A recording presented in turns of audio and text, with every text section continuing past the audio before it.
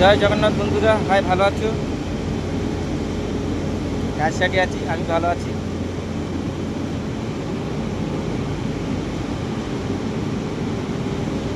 এটা SR company বলে। এত দূর টানবে কিনা বলতে পারবো না, কিন্তু উপরে আছি, দেখছি কোশিশ।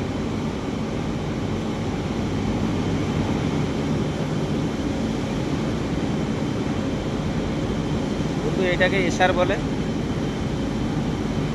এবারে আমাদের মহানদী রয়েছে, এটা আমাদের সাইলের ঘর বলে।